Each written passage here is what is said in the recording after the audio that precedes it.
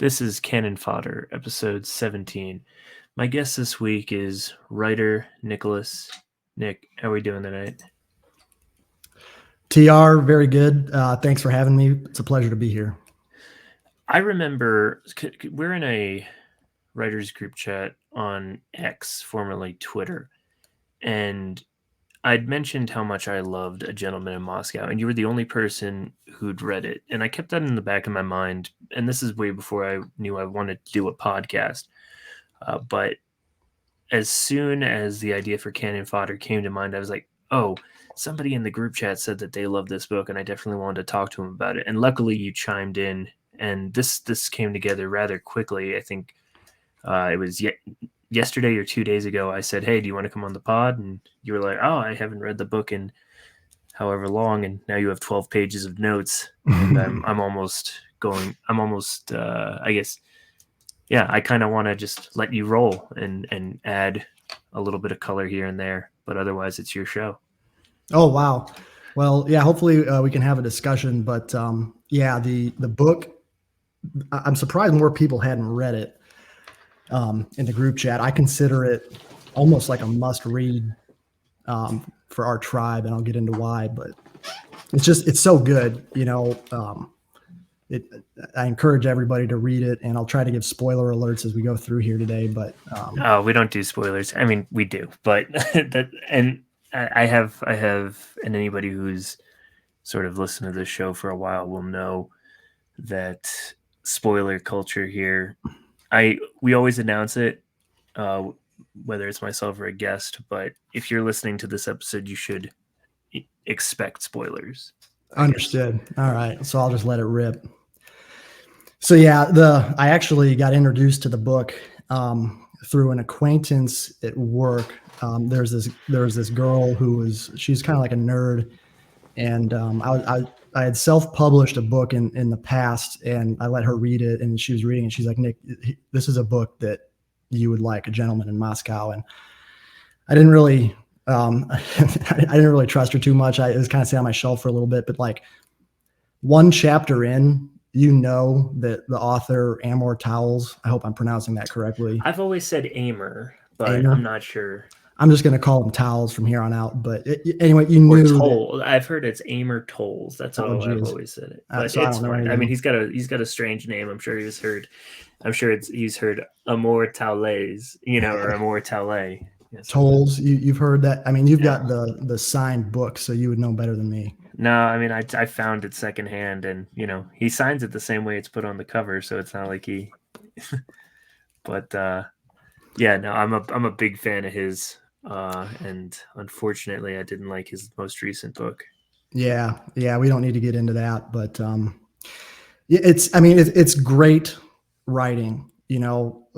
There's when someone says good writing, that could mean a lot of different things. Like it could be a well thought out plot that's well structured and has like a really nifty climax, but maybe you've got like flat characters and maybe you're not really artistic with your writing. You could say someone is a good writer. Like I think of Stephen King, he's like very artful with his prose, like just the way that he can string sentences and words and paragraphs together and paint a picture, but his plots and endings kind of suck, so that's good writing. Yeah, they do. Or you could have like really, really deep 3-dimensional characters and like it's all vibes and feels, but maybe it's not a good plot. Towles, I think, is great writing because he really accomplishes all of the above in this novel. And it's not only just great writing, but it's like a great theme and message and the morals. That I was pulled in at first just because you could tell the quality of the writing right away. But then as it unfolds, you're like, shit, this book means something. And, overall, the plot you've got in the main character, the Count Alexander Rostov. I don't know if he's technically an aristocrat per se. He's in Russia.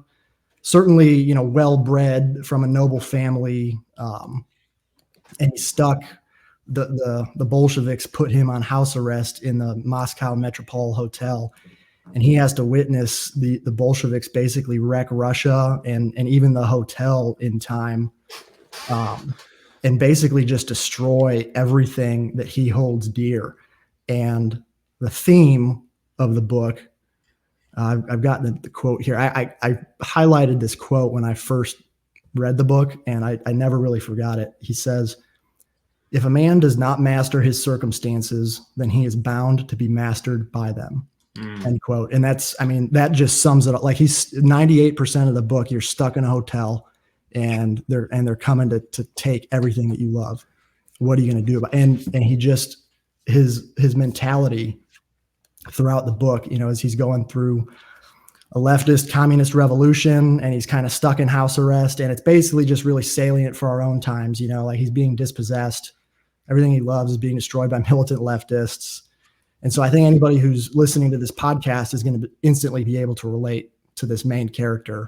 So, not only is it timely and on point, but he executes it extremely well. And it's like his circumstances are terrible, but it's about cultivating a master mentality. And that's kind of the moral of the story, right? It's like the message that he imparts. It's like Gandalf says, all we can do with the times given to us, or all we can decide is what to do with the times given to us, right? So that's extremely uplifting. It's powerful and it's well delivered, and so you could place yourself very easily in these circumstances and see how this excellent protagonist, he's like a child of the West. He's a noble son of this great tradition, and you can tell that Towles is on our side, or Towles is on our side by the way he writes the protagonist.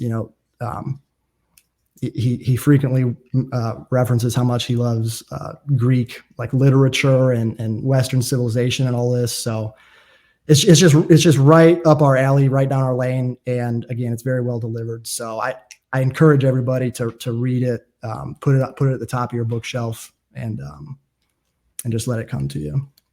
I think that's very well said, Nick. And I'll say this: I read the book. Let's see, it came out in 2016, so I probably read it either late 2016 or early 2017. I didn't quite get on the first wave of readers, right? Mm-hmm. The reason I picked it up is it was recommended, and then it was recommended to me by, I don't even remember who, and I was like, yeah, sure, I'll pick it up, whatever. And then I'd seen it, actually Bill Gates put it on his like books that I'd read that year. And I have changed significantly since 2016, 2017, obviously. And, the word of Bill Gates does not have as much sway with me as it did then, let's say. Yeah, it's interesting that Gates is recommending it. Yes, everybody was recommending this book. I think Obama recommended this book. I think like it was the darling of.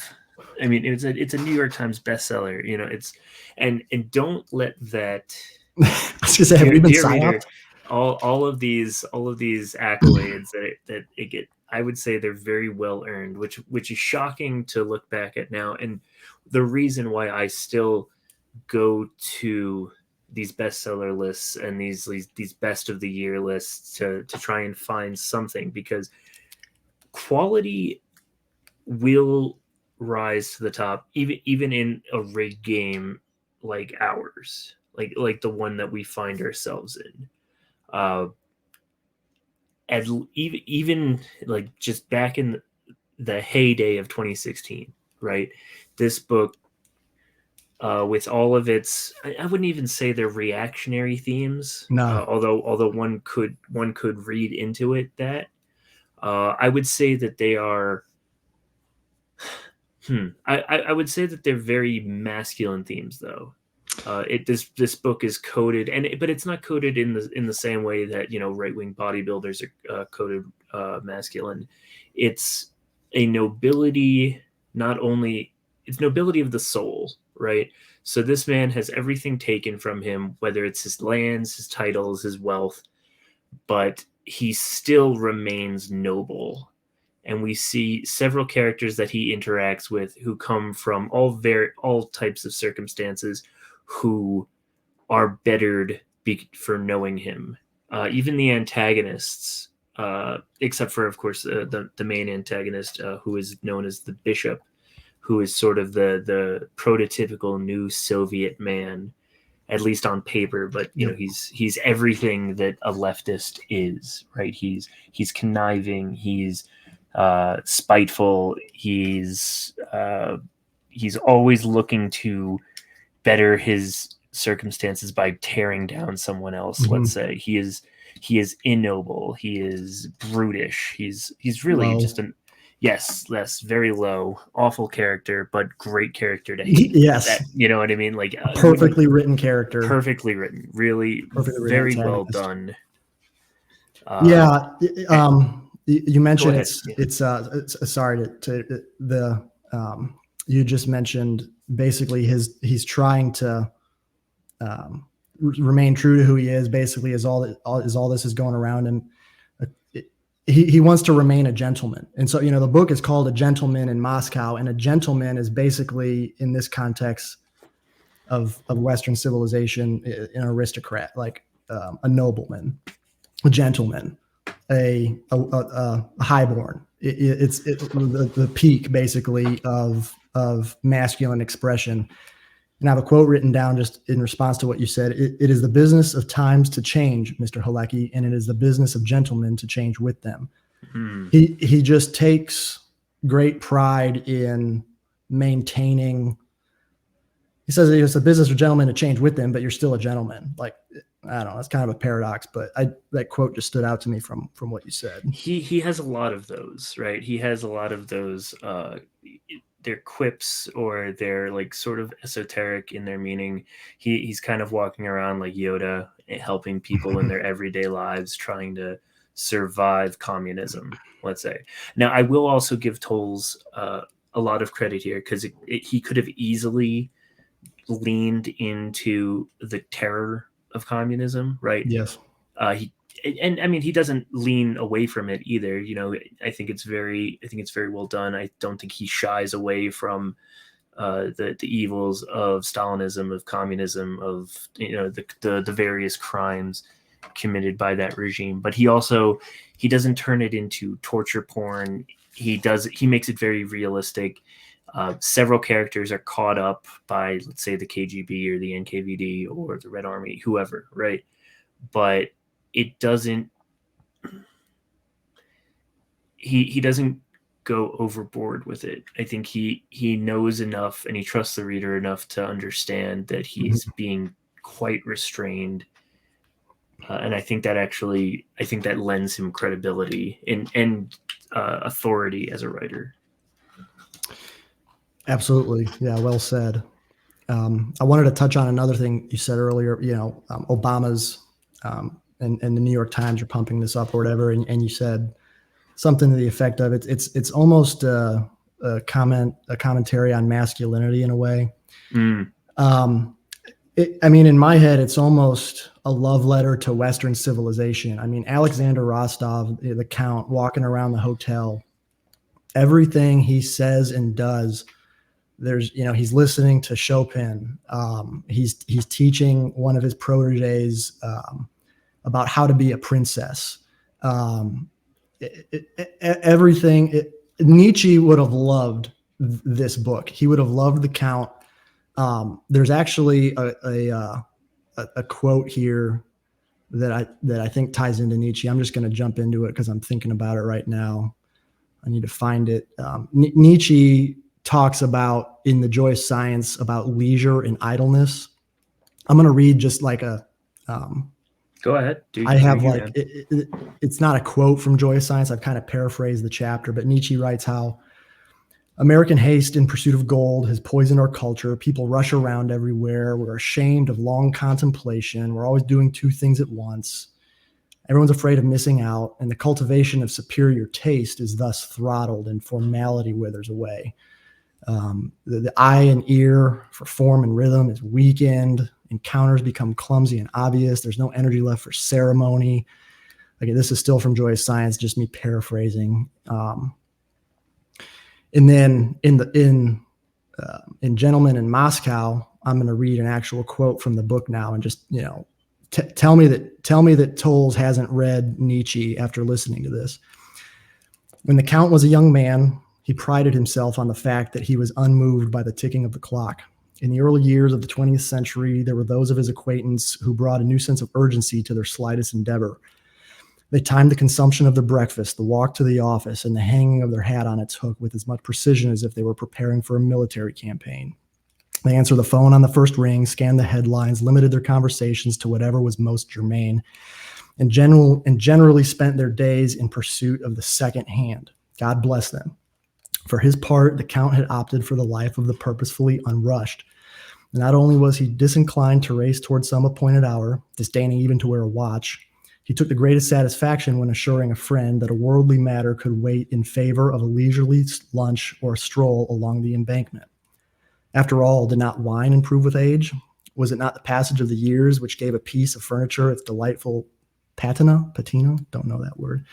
When all was said and done, the endeavors that most modern men saw as urgent, such as appointments with bankers and the catching of trains, probably could have waited, while those they deemed frivolous, such as cups of tea and friendly chats, had deserved their immediate attention.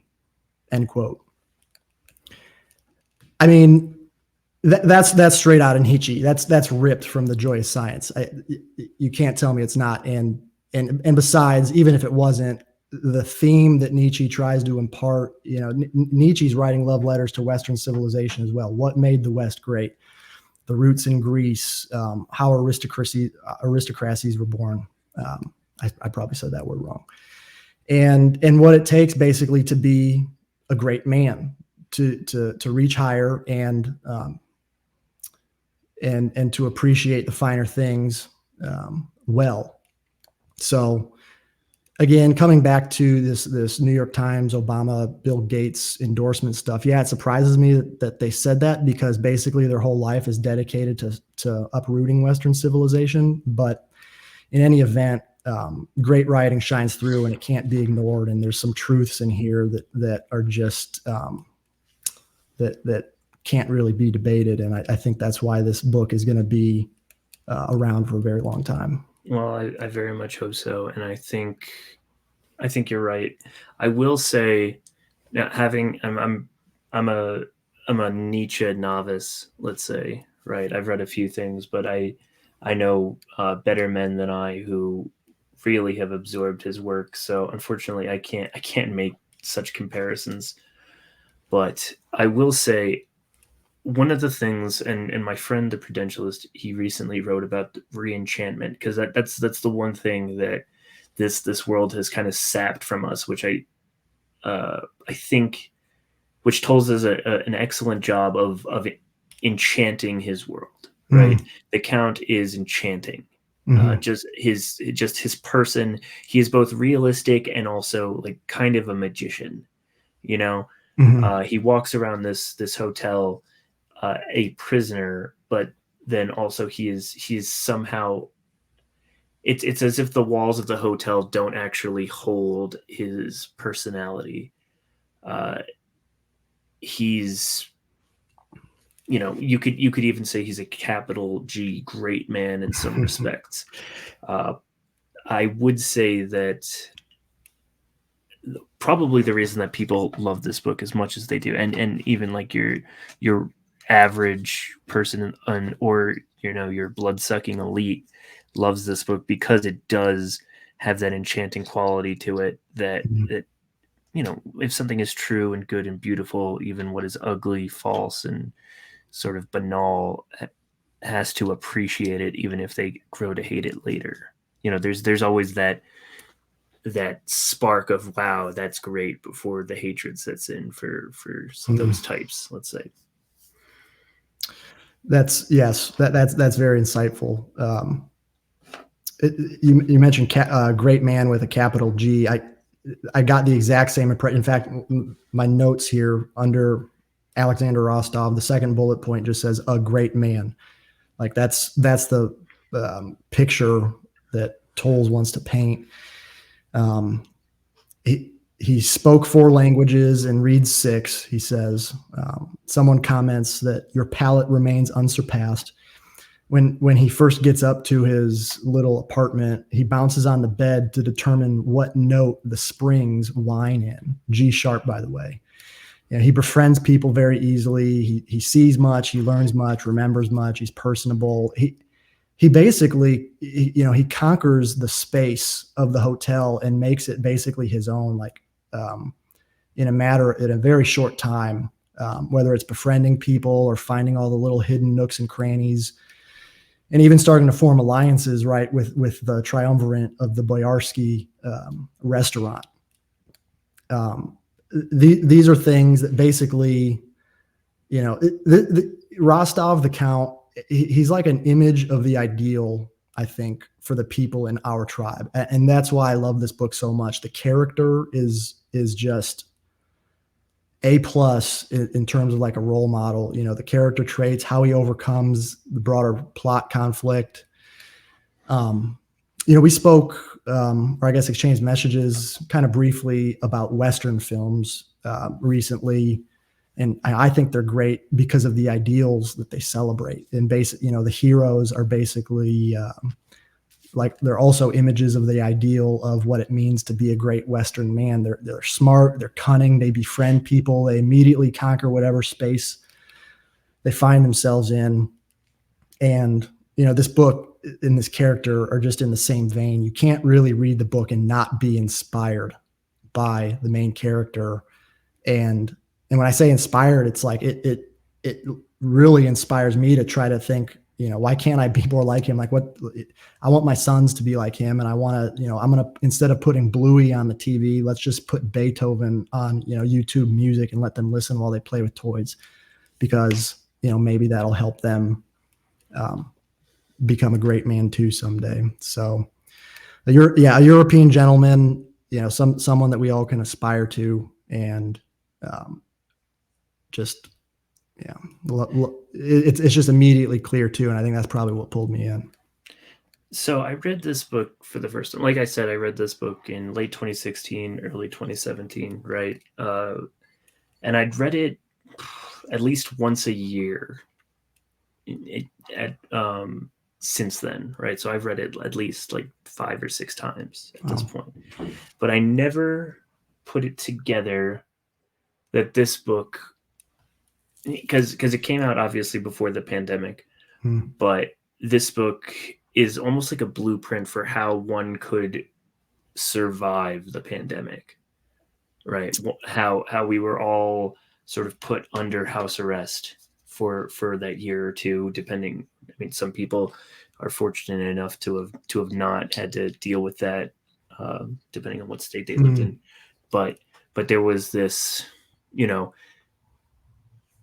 was an attempt by the state and the government, or even just your regular school marm types to lessen yourself, right? To become lesser than a person, insert here, right? To live like an animal, sort of hidden away from the world.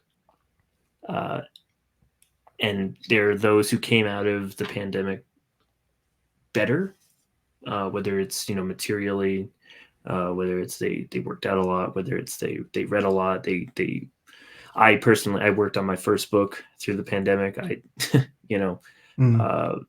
So like I was better off that way, in some ways. And then there are people who just let it destroy them, right? And one can look to a Count Rostov as the example of how to remain noble, remain an aristocrat through a demeaning situation, a situation that you'd rather not be in, or one that is forced upon you. What are your thoughts on that? I go back to the first quote that I shared.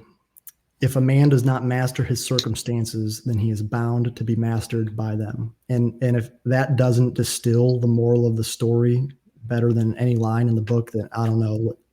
I've got a few other quotes in that vein right here. He says, imagining what might happen if one's circumstances were different was the only sure route to madness. Another, the surest sign of wisdom is constant cheerfulness. Now, end quote. Now, nice little quotes that you can find on Good Quotes or whatever, or, like you put up in a wine bar or whatever. But it's more than that. These are just tiny little quotes that encapsulate his whole character, and it bleeds through the page with every interaction. Even when he's dealing with the bishop, who is just the worst, he deals with him like a professional, cheerfully, respectfully, because that's what a gentleman does. And if you're going to let this communist asshole turn you into an asshole, well, then the communists win. And he just knows this in his blood because he's well bred. And it sets an example for the rest of us. A couple other quotes here I got just on this. I broke the themes out in the book as I was rereading. The first one I have is just generally master mentality. Gentlemanness or aristocratic mentality is kind of another theme. It's kind of all part of the same, and I attached some quotes in here like underneath those themes. I'll start here. He's speaking now with Nina, who is the first young girl that he meets. And he's trying to teach her how to be a princess, and she doesn't quite get it. He says, Towles writes, "But just as the last of the attendees were disappearing through the doors, a taxi pulled to the curb, the door flung open, and a woman in red dashed up the stairs with the hem of her dress in her hands. Leaning forward, Nina cupped her palms against the glass and squinted. 'If only I were there and she were here,' she sighed. And there, thought the Count, was a suitable plaint for all mankind." End quote. I mean, that's it. You can imagine what circumstances are like if they're different, but I'm locked in a hotel for 30 years and I'm not losing it. So, Nina, grow up a little bit. And I mean, to be fair, she's also a child at the time. Of course. He's setting the character. He isn't perfect, I will say. And one of the things that I appreciate about Count Rostov is that he's irritable. He's prone to, sometimes being grumpy, whether it's him interacting with Nina, or later Nina's daughter, Sophia. That's how long that he's stuck in this hotel, by the way, that he ends up becoming the father figure for Nina's daughter, protege, basically. Yes, his first friend in the hotel grows up. She is shipped out to Siberia because her husband is decided to be an enemy of the state. So they're shipped off to Kolyma, which, if you've read Kolyma Tales by it's not Solzhenitsyn, it's the other great Russian Gulag writer, Shamalov, or Shamalov, right? I've not read it, but highly recommend. It's called Kolyma Tales. They're very different to Gulag Archipelago, but anyway, you'll know that Kolyma is like, it's a death sentence, to be shipped out there. So Sophia, the young couple's daughter, is left in Count Rostov's care, and he raises her to become another version of her mother in some respects. A better version. It's hard to say. Just I mean, like, the interactions he has with Nina are brief, right? And then she's sort of brought back into the Soviet system. Her father is a diplomat. Nina, by the way, I'm for the listener out there, I'm talking about Nina Kulikova. I think her name is difficult. These Russian names are difficult, which it lends to the authority that Towles has. He doesn't. He very much leans into the Russian names, the patronyms, the nicknames. I wonder if Kulikova is a play on Kulak. I was thinking very similarly, because Anna Urbanova, who becomes his love interest, it's just a play off of Urban. She's a social. She's an actress. She's a socialite. Yeah. She's a. She jumps from bedroom to bedroom of very influential men. Yes, yeah, I thought about that as well. And then, I mean, even Rostov just has several allusions to Tolstoy, Mhm. the name. But yeah, no, I mean, it's clear that Tolles has done his homework and is writing this out of a deep love of the culture. Um, so we can. I'm almost. There's so much to go over because it's a beefy book. Uh, oh, I mean not that long, but it's what 400 some odd 400 pages. pages, like 420 maybe. Yeah. My copy here has got it about 460. Okay. Right. So I think decent that decent sized includes like novel. the 460 includes some of the references or footnotes or whatever that I just Yes. skip over. But yeah, Oh, any of it. I there are a few footnotes in here, dear listener.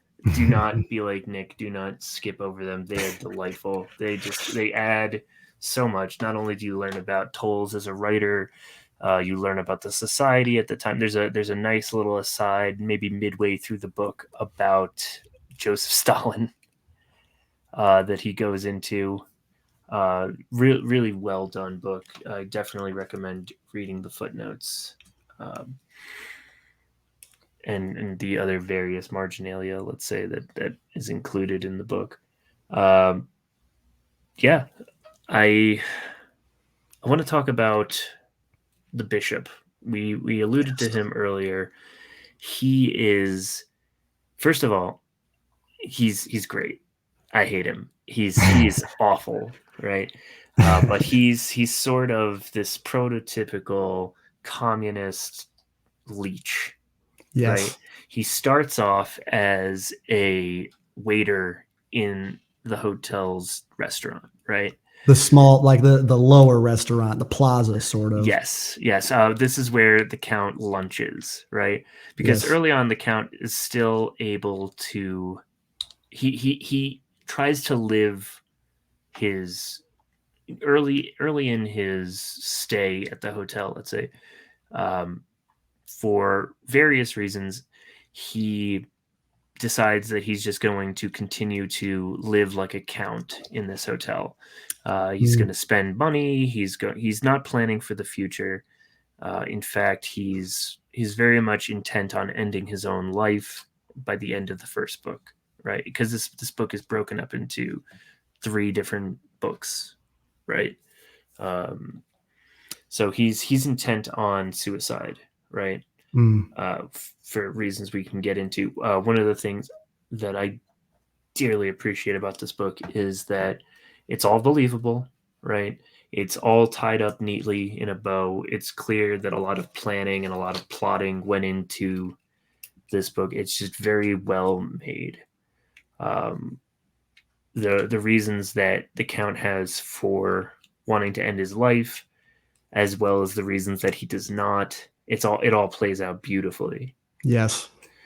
So anyway, but the bishop, he's named this, by the way, because the Count notices him sort of running around the restaurant like a chess piece. You Mm. know, very much like a bishop on a chessboard. So diagonally, from one end to the other, always diagonally, right? Which I thought was a neat uh, character What do you moment. mean by diagonally? Oh, just I mean, so if you've played chess, then you know that Hmm. that's how the bishop moves on the Hmm. chessboard, and it's alluded to in the scene that he's introduced that the Count gives him that name that he just sort of he moves like that. Okay, like It's physically he moves yeah, like that. Okay. yes, that's just how he physically moves with purpose and intent and malice in every step. Let's say. Yes. Um, Very good characterization by Tolles, good observation by the Count, and accurate to the bishop himself. Um, because of because this in the Soviet Union, for those of you who don't know, the way to have gotten ahead, at least as is understood today, was to be very Machiavellian, right? Was to inform on your neighbors and your close associates in order to move up the ranks, let's say, Very, if you've seen, oh geez, I don't even know what I could compare it to. I don't know, Nick. What do you think? What's a good cultural touchstone? Maybe 1984 comes to mind, but that's almost kind of played out. What do you think? In comparing to, yeah, To give the listener a touchstone of what Soviet Russia was like, especially at this time. I mean, it's like modern America. The amount of it's just ideological signaling to the point of just being obnoxious and destructive is what's going to get you ahead in this world. And in this case, ideological signaling, yeah, it's telling on the chef because he's using apples instead of beets, and he could save costs, and give apples back to the people or whatever, Right, because that's the right, ideology. So, right. yeah, I It's at don't the know in terms restaurant. of, The restaurant is so decadent and anti-Soviet. Like the yes. Metropole Hotel is, think like the Four Seasons, right? It's a lavish, luxurious hotel. Very much. I mean, to reference a film, because I'm horrible like that. Think like the Grand Budapest Hotel, Mm. right? Just think like the pinnacle of decadence, of class and taste, money, whatever you want to say. It's that. It is the zenith of that. So its And to be honest, existence. it's like a reflection of Moscow at the time almost. I mean, Moscow was, I guess, when this Bolshevik Revolution started, things weren't great because of the war, but it's it's high culture, and then you've got the communists inside who are just making it worse and worse from within, and they're taking the decadence and the tradition away, and they're destroying, what used to be great culture. You could almost say that the hotel is a prisoner of the city, just as the count is a prisoner in the hotel. Yes.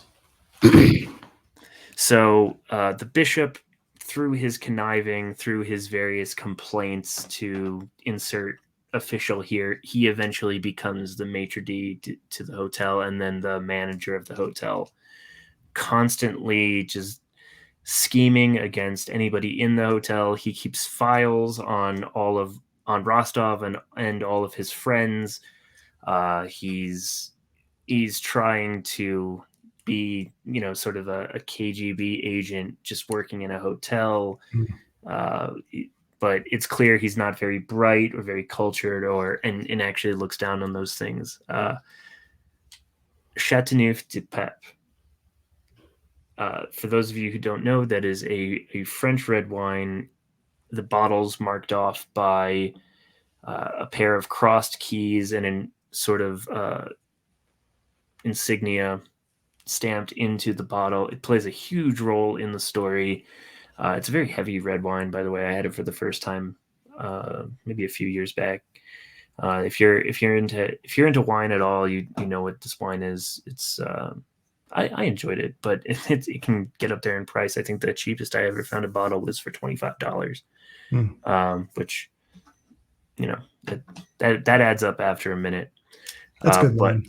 yeah, yeah, definitely, it's definitely above your regular table wine, right? But even that, it just plays such a role. And there's a scene early on with the bishop that is forever seared in my memory. He rips all of the labels off of the bottles of wine, right? Uh, for no reason, right? Other than pure malice, right? And he informs the count that they have white wine or they have red wine, right? So no matter, like, the count, being cultured and educated and knowing of what pairs with what, he's sort of an amateur sommelier just from experience, right? And breeding and culture and whatever you want to call it. He asks for, I forget what he asked for, but he asked for, I think even a Bordeaux, right? And the the bishop in his sort of smug ignorance informs, oh, we have red wine and we have white wine. Well, he says the count asks for the Bordeaux, and the bishop says, "Do you want the red or the white?" And Count looks at him like he's an idiot, and he says, "Well, Bordeaux is a red wine." And bishop says, "So you want the red wine?" And the Count says, "No, I want the Bordeaux." And then so there's like this kind of passive aggressive little dance that happens to like lead up to. It's not just like he doesn't go straight into, hey, we've only got red or wine moving forward. Right. It just drives home the point that the bishop is being purposefully sandbagging to drive this point home. And it's done. He justifies it with like, oh, these labels and the expensiveness is too decadent. The new Soviet Union, all wines, just like all men, are created equally, right? Yep. And your sort of old way of doing things is evil, at least in the eyes of the new Soviet man, right? And it just goes to show you that, like, you could even see such things today. Is a good way to put it. Like, snobbishness. I am a big proponent of snobbery. Of course. You know, of taste making, of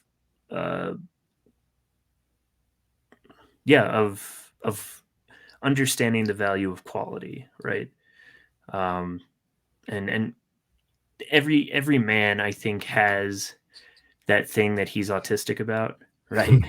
Whether it's wines or cigars. I know you're having a cigar and a brandy, or not a brandy right now. You're having a bourbon right now, yes. Right? And you know, I wouldn't dare say, "Oh, Jack Daniel's, that's a great bourbon," right? You know, like sure, like. But I would say it was Tennessee whiskey, and it's delicious.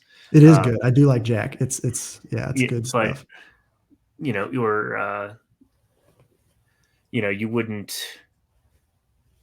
you wouldn't go up to somebody who knows a lot about bourbon and give him, would you like the brown alcohol or the clear alcohol? You know what I mean? Like, bingo. Yeah, imagine going to a bar and they say you can either have well whiskey or well vodka, and that's it. And that's what the Count, who is a connoisseur par excellence, it has to deal with right now. And actually, this scene, I have to go back a second. You mentioned that this happens relatively early on. This is almost, it's like maybe a third to a halfway through the book. It's right. This is actually the scene. This exact moment is what compels the Count. It triggers him to want to go and attempt suicide. So it's a little bit into his development, and he's had some time with the bishop before this. When he's down in the piazza, he's ordering wine from the bishop when he's down there. I think the bishop makes a terrible wine recommendation to him at one point, and he has to correct them, and that kind of kicks off their kind of rivalry. Right. And there's another scene where the Count is overhearing a young couple, and they're dining, and the Count is like, or not the Count, the bishop is almost aggressively asking them what they want to order, like if they've had enough time. And the Count's like, clearly they haven't had enough time. They're still talking. Get away from them, you scum. Like, have some like awareness. And anyways, the bishop's complete lack of decorum in every scene that he has just makes him.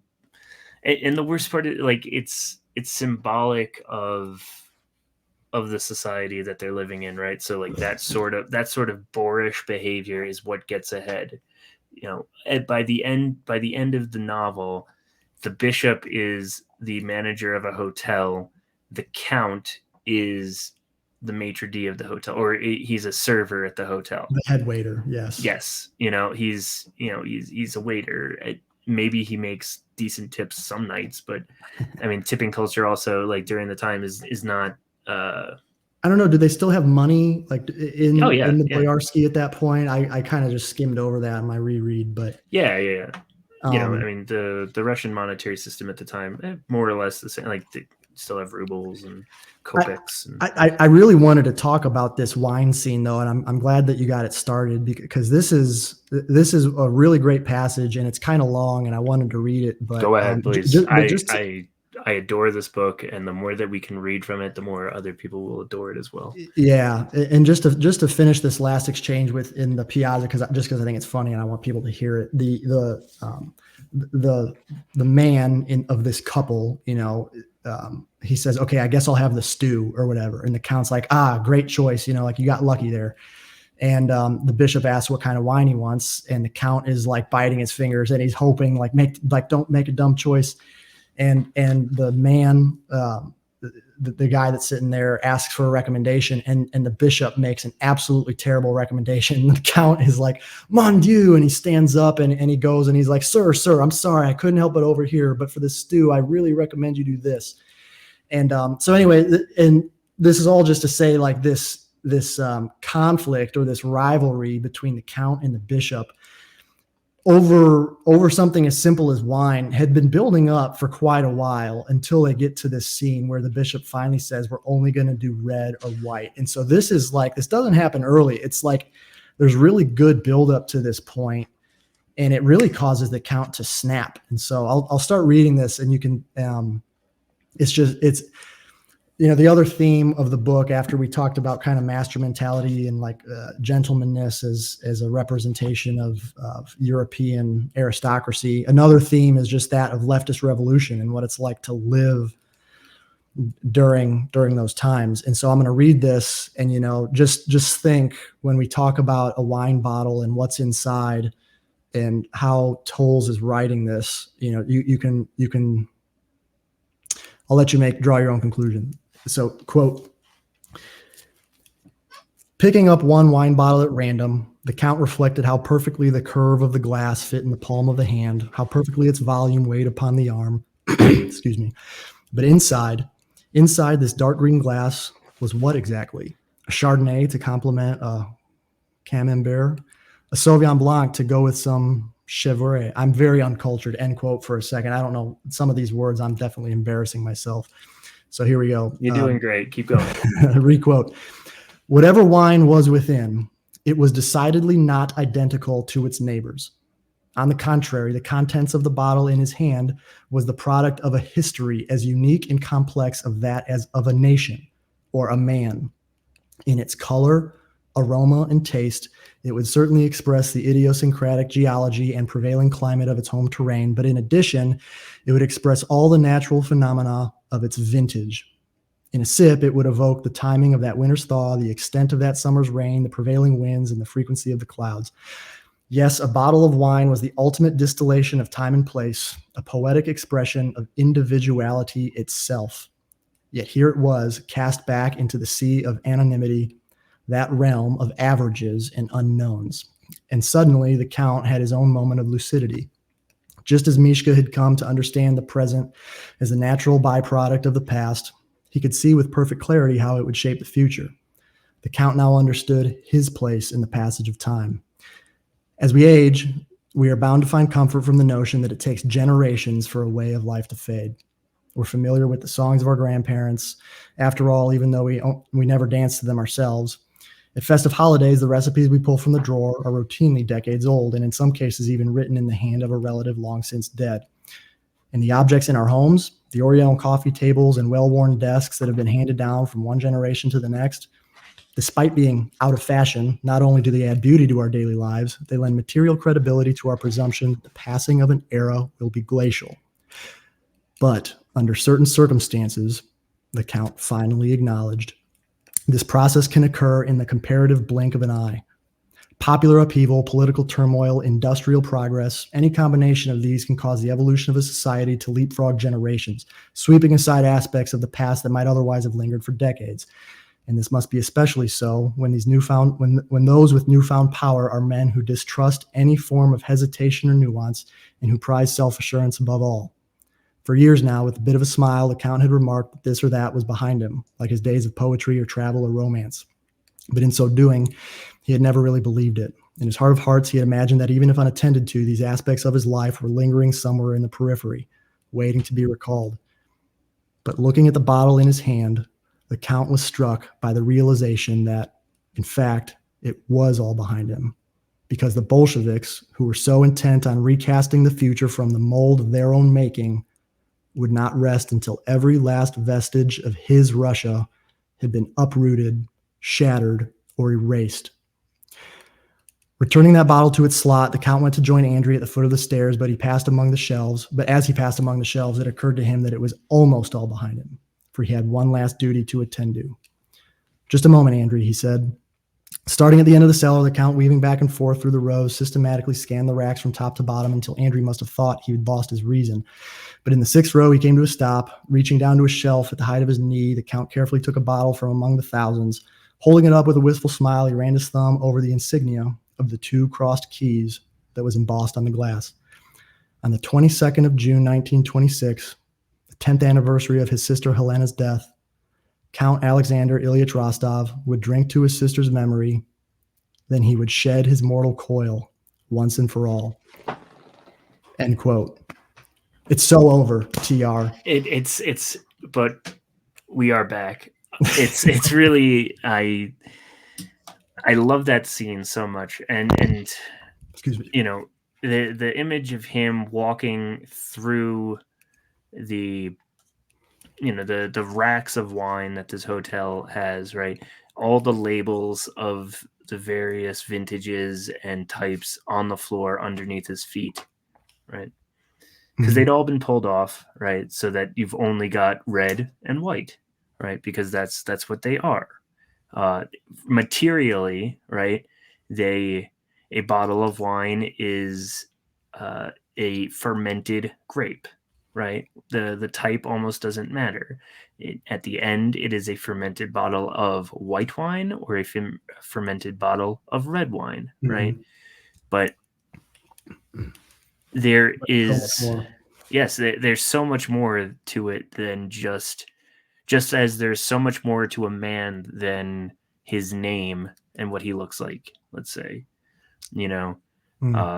There is something to the long chain of being that you come from, your grandfather, your great grandfather, and his father, and so on, all the way back to even Adam. We could go back that far back. You are the product of thousands of years of men acting. Yes. Then there's something.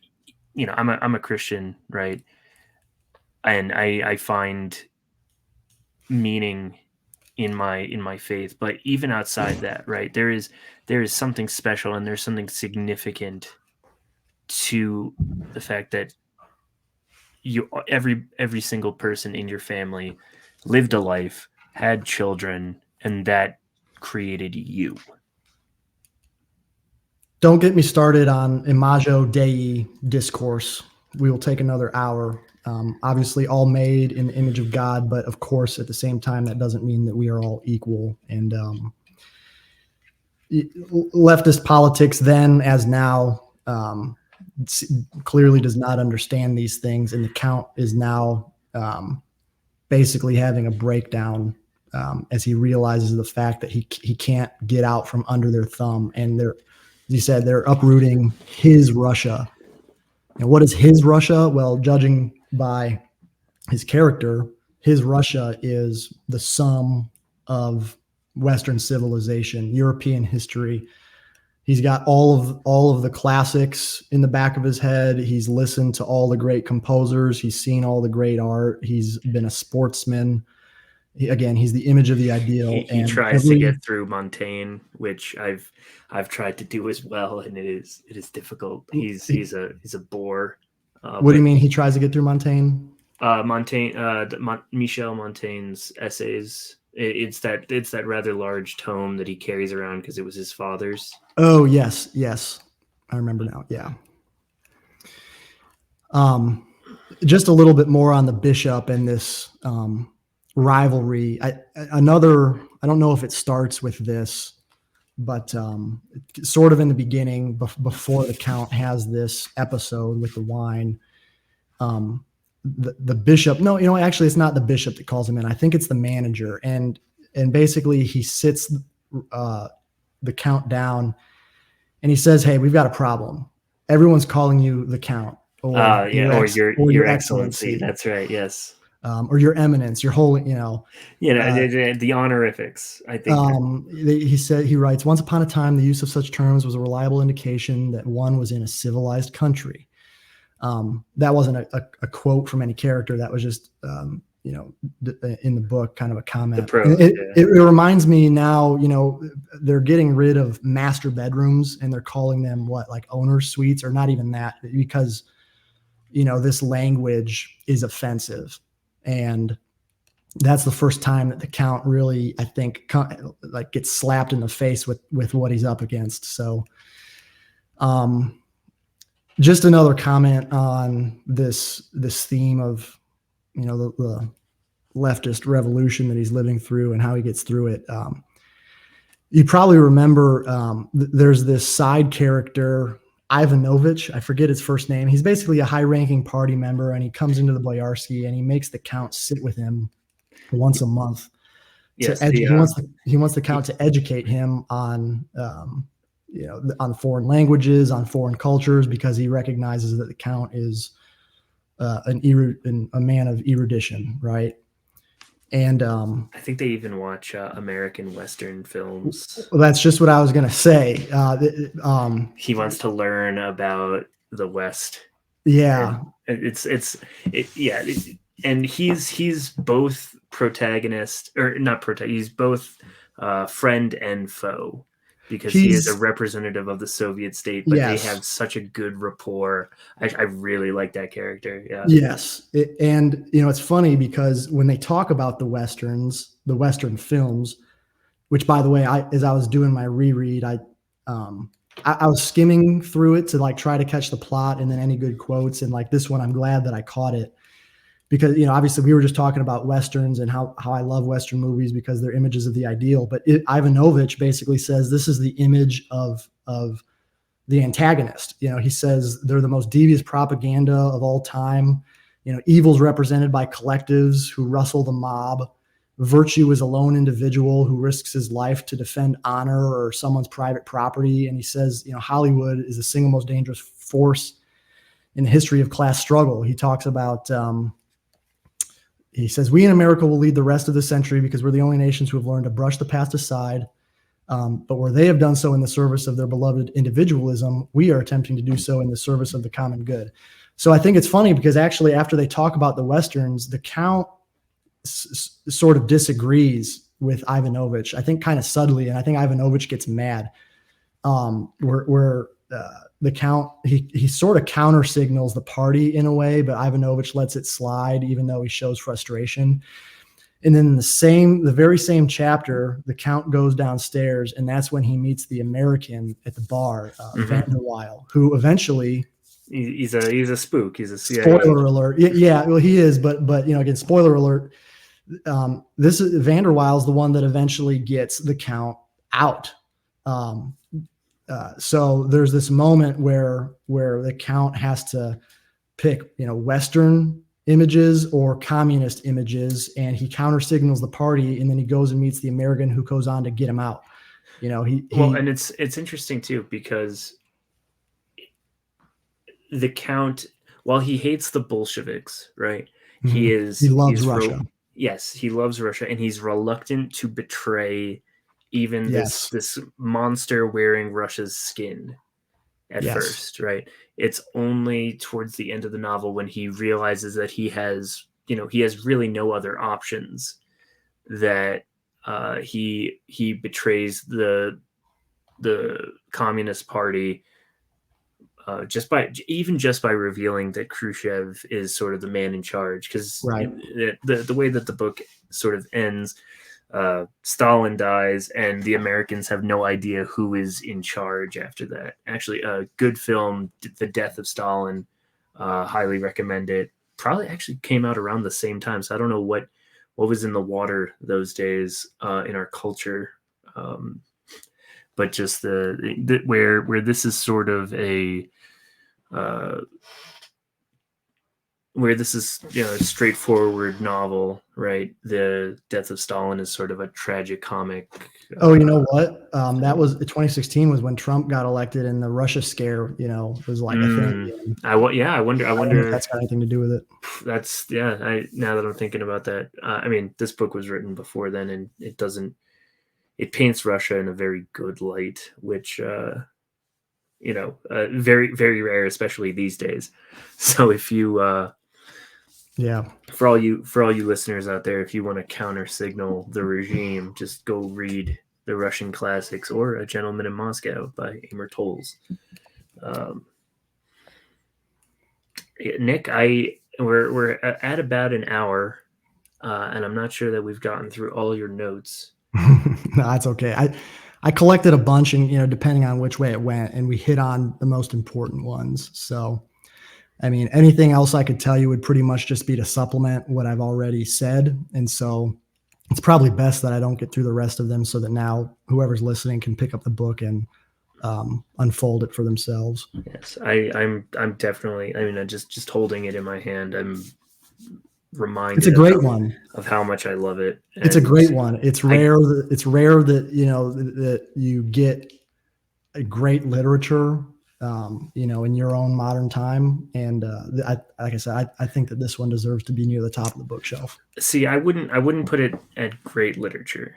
I think it's fun. I don't think it's, I think of, I don't know, Tolstoy, Dostoevsky, Hemingway, Fitzgerald, even, Wallace, or, insert. Well, it's at the top of my bookshelf, TR. It's at the top of my bookshelf too, but it's definitely under what Graham Greene would call his entertainments. That's fair. Yeah. In any event, I think it's a must read for people. Totally. It reads 100%. It does. It's almost 500 pages, but you breeze through it. Yeah. And like I said, it'll inspire you. It's for our tribe. It's very well done. There's no reason not to own it. I completely agree. Nick, you have a book coming out. That's correct. Soon. Yes. Why don't you tell the people about it real quick in our closing moments, where they can find it, you, and how they can sort of get more Nick.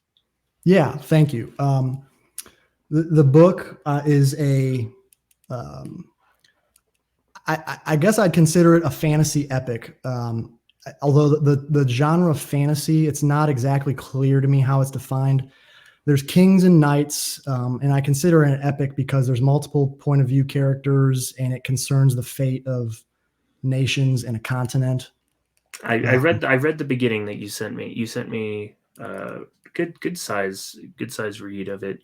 Part and one, yes, I'm hooked, I will say. And I don't typically read fantasy. I'm more of a sci-fi guy, but I very much enjoyed the piece that you gave me. And you were putting the first chapter out on your Substack, correct? Well, first of all, thank you for the compliment. Second of all, yes, I will be publishing a sample chapter very soon. My goal is to publish the book, if not this year, then early in 2025. And so just to sort of drum up engagement and not just people engaging with me, but me, engaging with others as well. Want to start to just share the work a little bit and get people excited, perhaps. My goal is to tell the monomyth, the hero's journey in a kind of a, I want to say it. The hook is basically imagine an exiled prince returning to save the kingdom, except the kingdom is on the verge of a democratic industrial revolution. Times are changing. So I'll leave it at that. Hopefully that's enough of a little teaser. Yeah, no, that's so enticing. My goal is just to entertain while imparting some uplifting themes. So I'm a fantasy buff myself. I've read Lord of the Rings probably 7 or 8 times. I'm a big George Martin, Song of Ice and Fire fan, which I know is an extremely unpopular position to stake today. But in any event, fantasy fiction is my original love, and so I'm trying my hand now. And like I said, I think it technically fits the genre of fantasy because it's knights and kings and such. Mm-hmm. There's no elves and fairies, so I don't know if that disqualifies me. But in any event, we'll call it low fantasy. There you go. I think that's fair. So, yeah, look for sample chapters coming soon, and I hope to publish part 1 of the trilogy within 12 months. And I'll make sure to put all your links below in the sort of description area. And to all of you listening out there who have made it this far, I just want to say thank you. As you know by now, I'm terrible at ending these things. So we'll just say I'm going to insert ending